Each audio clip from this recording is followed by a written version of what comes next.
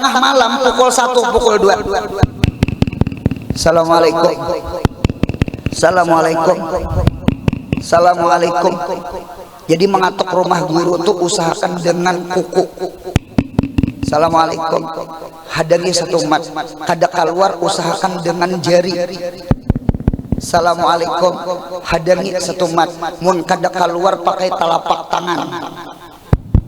Assalamualaikum, betahan, mun kadeda bulik, mun ada makanan gantung akan di gagang rumah siden. Jangan dibawa bulik, kadeda rezeki siden. Nyata kadeda rezeki dibawa bulik. Coba gantung akan. Inya di dalam Fathul Muin babul hibah itu kadeda syarat orang yang diberi itu ijab. Dak syarat, yang penting jangan ikrab.